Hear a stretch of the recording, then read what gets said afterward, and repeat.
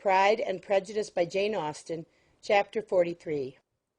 Elizabeth, as they drove along, watched for the first appearance of Pemberley Woods with some perturbation, and when at length they turned in at the lodge, her spirits were in a high flutter. The park was very large, and contained great variety of ground. They entered it in one of its lowest points, and drove for some time through a beautiful wood stretching over a wide extent. Elizabeth's mind was too full for conversation, but she saw and admired every remarkable spot in point of view.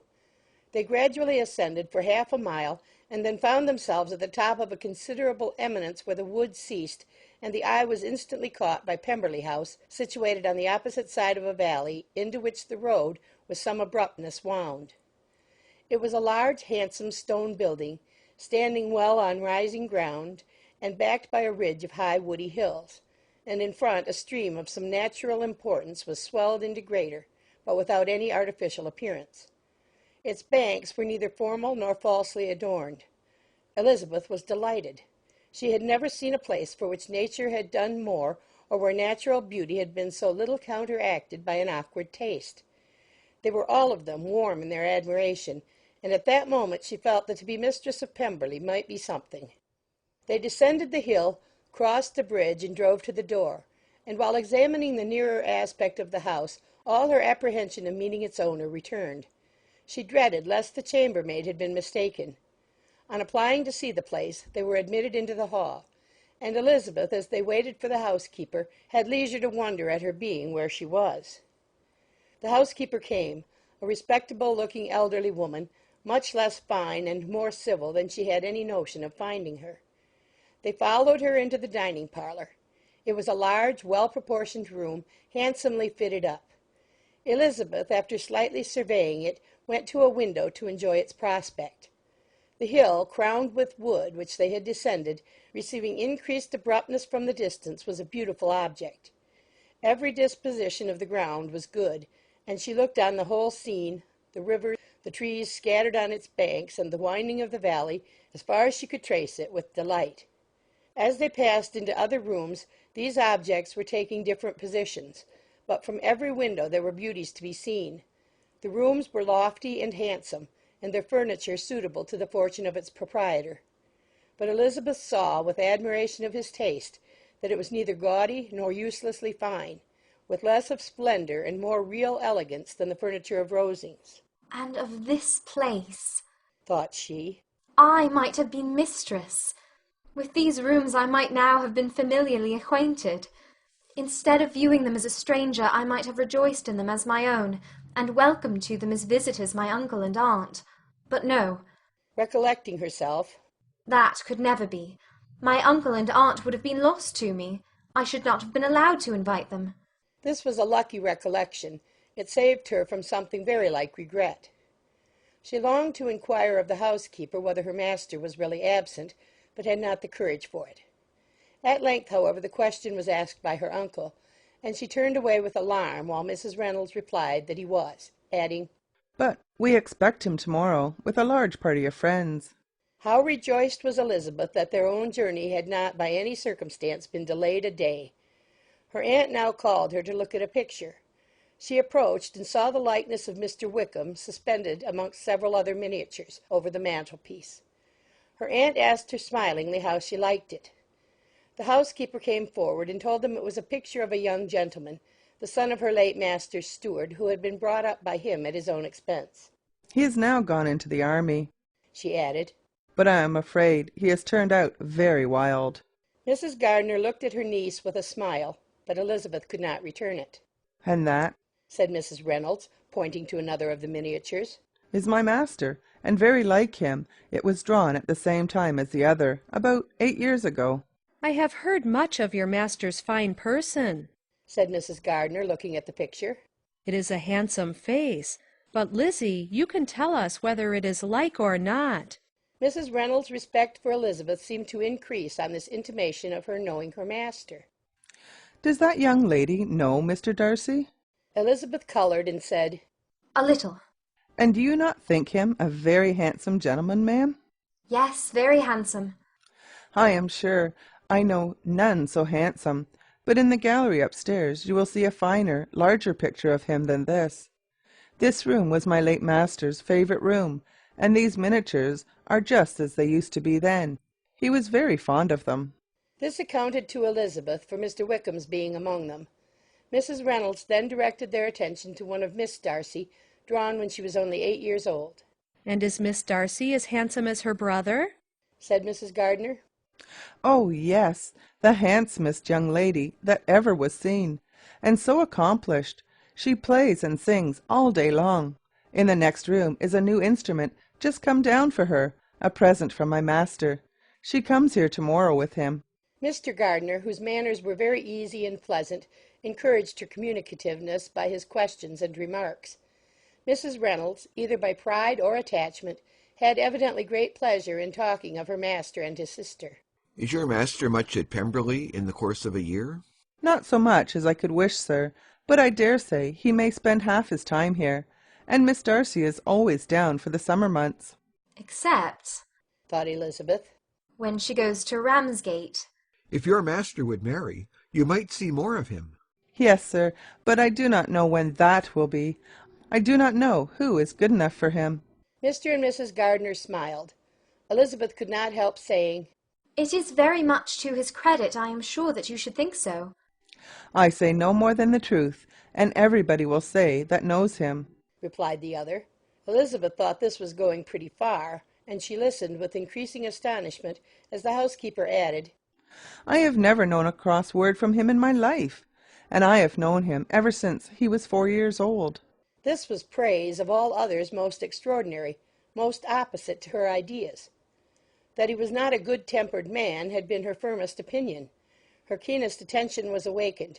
She longed to hear more, and was grateful to her uncle for saying, "There are very few people of whom so much can be said. You are lucky in having such a master." "Yes, sir, I know I am. If I were to go through the world, I could not meet with a better. But I have always observed that they who are good-natured when children are good-natured when they grow up, and he was always the sweetest-tempered, most generous-hearted boy in the world." Elizabeth almost stared at her. "Can this be Mr. Darcy?" thought she. "His father was an excellent man," said Mrs. Gardiner. "Yes, ma'am, that he was indeed, and his son will be just like him, just as affable to the poor." Elizabeth listened, wondered, doubted, and was impatient for more. Mrs. Reynolds could interest her on no other point.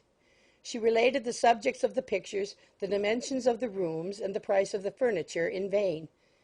Mr. Gardiner, highly amused by the kind of family prejudice to which he attributed her excessive commendation of her master, soon led again to the subject, and she dwelt with energy on his many merits as they proceeded together up the great staircase. "He is the best landlord and the best master," said she, "that ever lived, not like the wild young men nowadays who think of nothing but themselves. There is not one of his tenants or servants but will give him a good name. Some people call him proud, but I am sure I never saw anything of it. To my fancy, it is only because he does not rattle away like other young men." "In what an amiable light does this place him?" thought Elizabeth. "This fine account of him," whispered her aunt as they walked, "is not quite consistent with his behavior to our poor friend."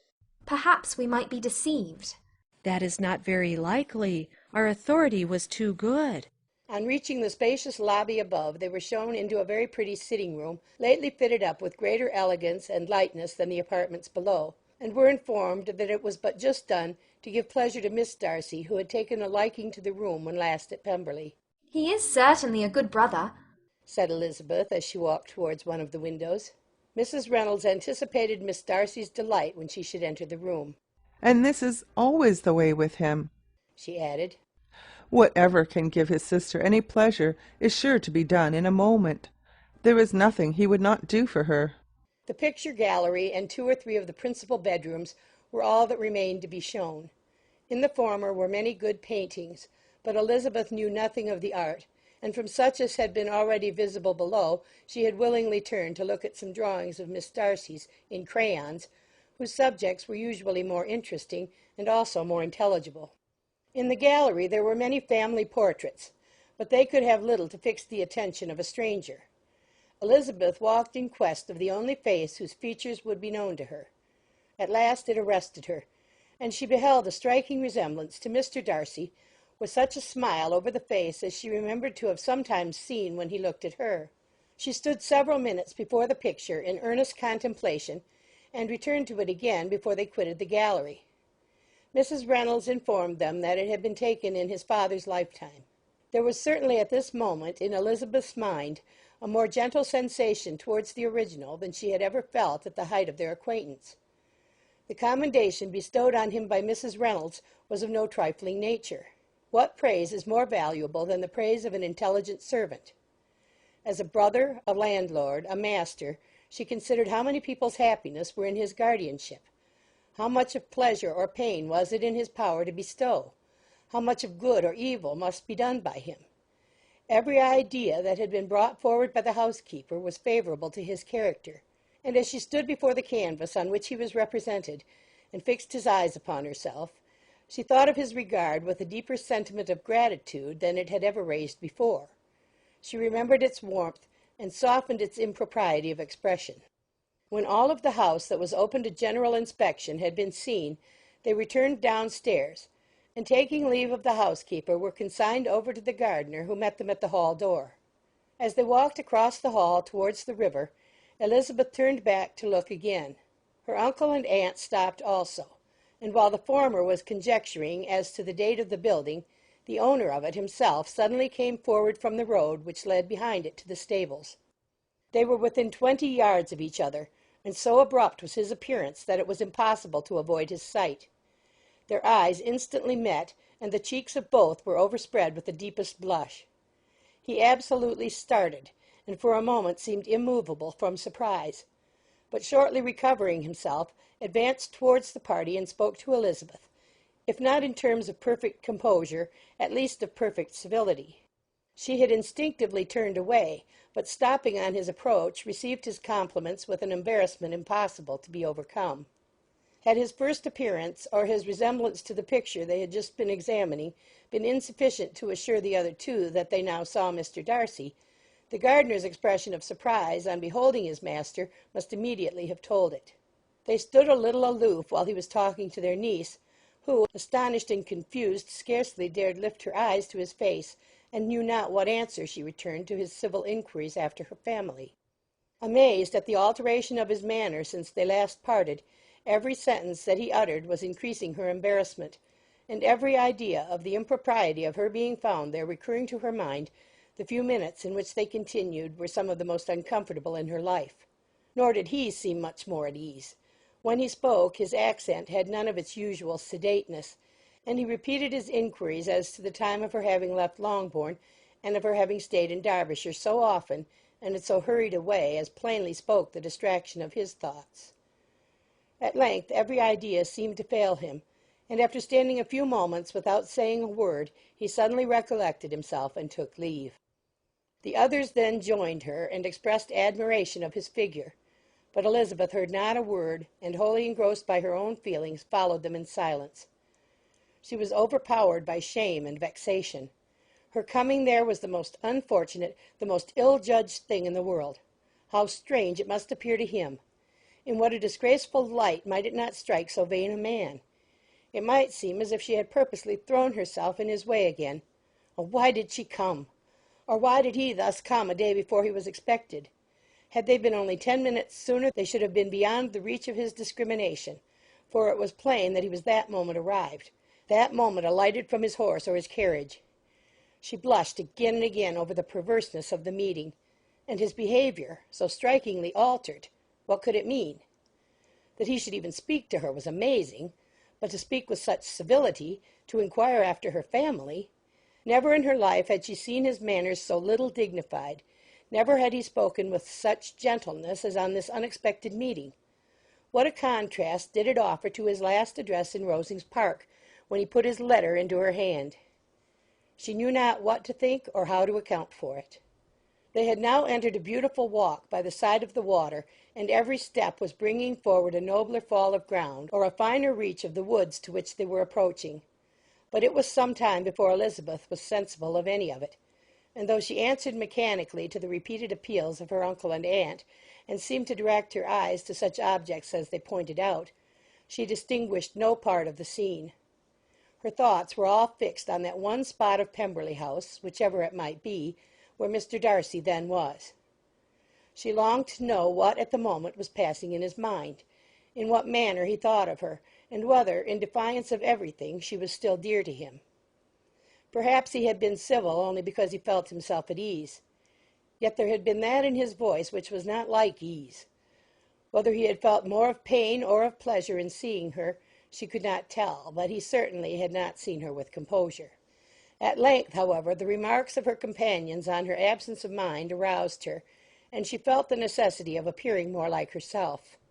They entered the woods, and bidding adieu to the river for a while, ascended some of the higher grounds. When, in spots where the opening of the trees gave the eye power to wander, were many charming views of the valley, the opposite hills, with the long range of woods overspreading many, and occasionally part of the stream. Mr. Gardiner expressed the wish of going round the whole park, but feared it might be beyond a walk. With a triumphant smile they were told that it was 10 miles round. It settled the matter, and they pursued the accustomed circuit, which brought them again after some time in a descent among hanging woods to the edge of the water and one of its narrowest parts. They crossed it by a simple bridge, in character with the general air of the scene. It was a spot less adorned than any they had yet visited, and the valley, here contracted into a glen, allowed room only for the stream and a narrow walk amidst the rough coppice-wood which bordered it. Elizabeth longed to explore its windings, but when they had crossed the bridge and perceived their distance from the house, Mrs. Gardiner, who was not a great walker, could go no farther, and thought only of returning to the carriage as quickly as possible. Her niece was, therefore, obliged to submit, and they took their way towards the house on the opposite side of the river, in the nearest direction. But their progress was slow, for Mr. Gardiner, though seldom able to indulge the taste, was very fond of fishing, and was so much engaged in watching the occasional appearance of some trout in the water, and talking to the man about them, that he advanced but little. Whilst wandering on in this slow manner, they were again surprised, and Elizabeth's astonishment was quite equal to what it had been at first, by the sight of Mr. Darcy approaching them, and at no great distance. The walk here, being less sheltered than on the other side, allowed them to see him before they met. Elizabeth, however astonished, was at least more prepared for an interview than before, and resolved to appear and to speak with calmness if he really intended to meet them. For a few moments, indeed, she felt that he would probably strike into some other path. The idea lasted while a turning in the walk concealed him from their view. The turning past, he was immediately before them. With a glance, she saw that he had lost none of his recent civility, and to imitate his politeness she began, as they met, to admire the beauty of the place. But she had not got beyond the words "Delightful" and "charming," when some unlucky recollections obtruded, and she fancied that praise of Pemberley from her might be mischievously construed. Her colour changed, and she said no more. Mrs. Gardiner was standing a little behind, and on her pausing he asked her if she would do him the honour of introducing him to her friends. This was a stroke of civility for which she was quite unprepared, and she could hardly suppress a smile at his being now seeking the acquaintance of some of those very people against whom his pride had revolted in his offer to herself. "What will be his surprise," thought she, "when he knows who they are? He takes them now for people of fashion."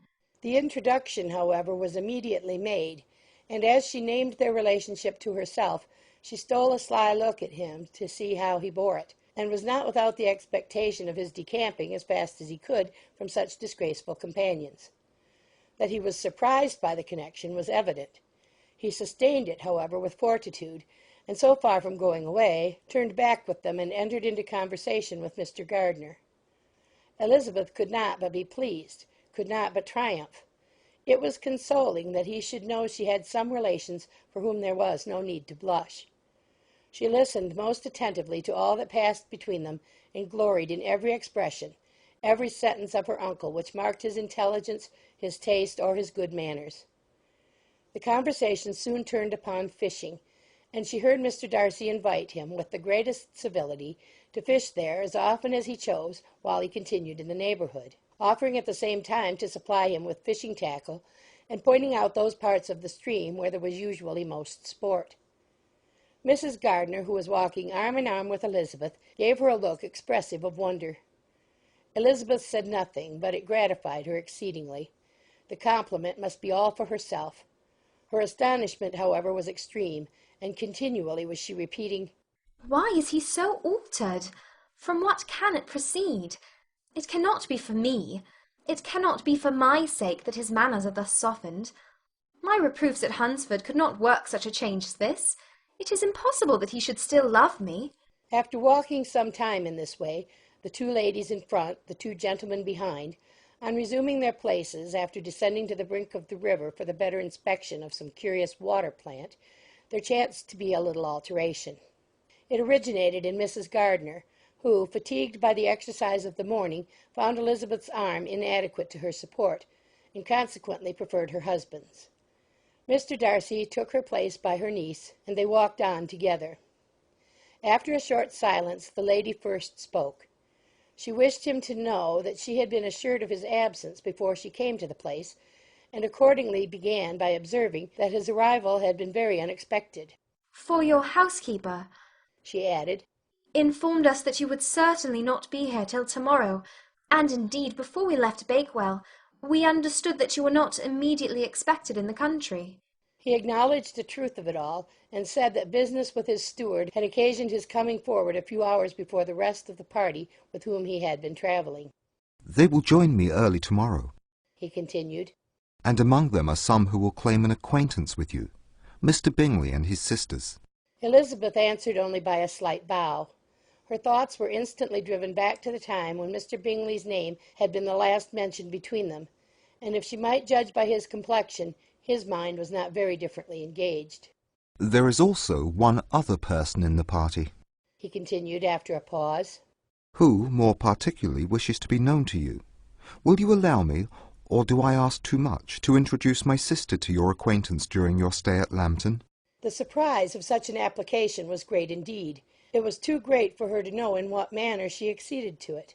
She immediately felt that whatever desire Miss Darcy might have of being acquainted with her must be the work of her brother, and without looking farther it was satisfactory.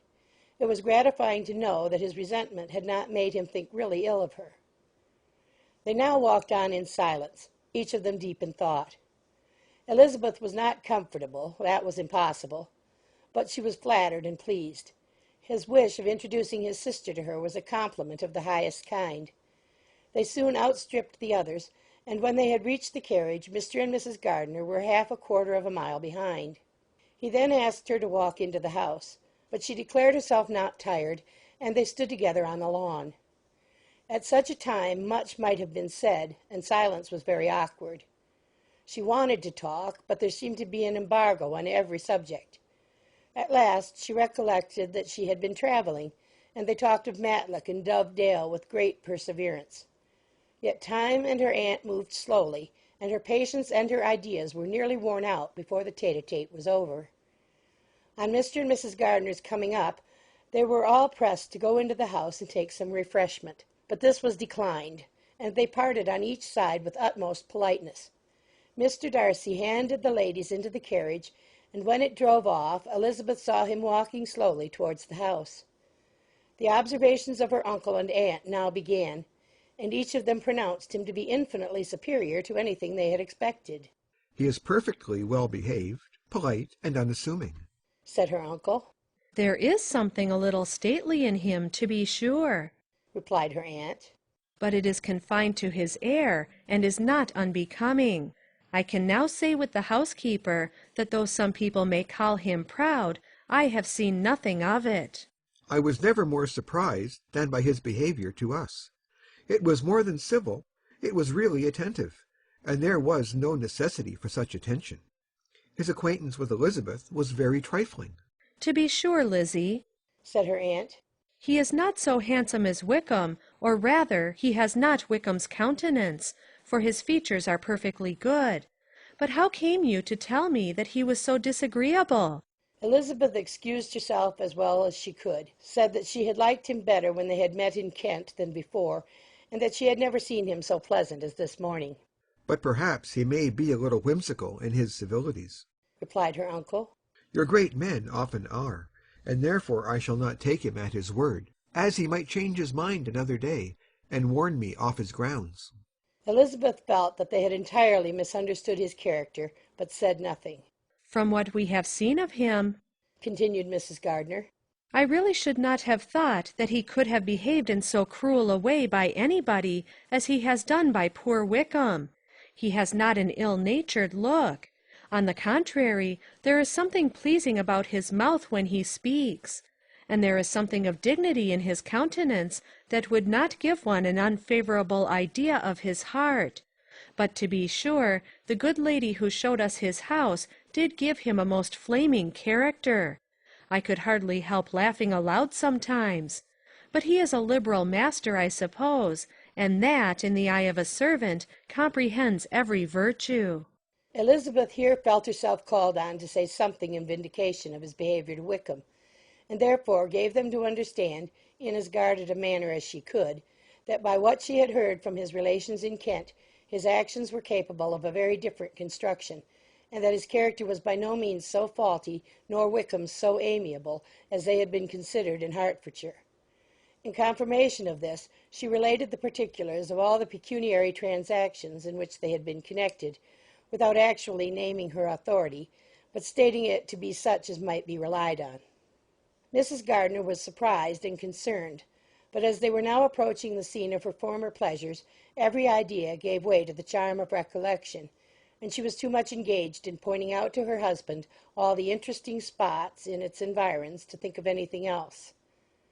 Fatigued as she had been by the morning's walk, they had no sooner dined than she set off again in quest of her former acquaintance, and the evening was spent in the satisfactions of an intercourse renewed after many years' discontinuance. The occurrences of the day were too full of interest to leave Elizabeth much attention for any of these new friends, and she could do nothing but think, and think with wonder, of Mr. Darcy's civility, and above all of his wishing her to be acquainted with his sister. End of chapter 43.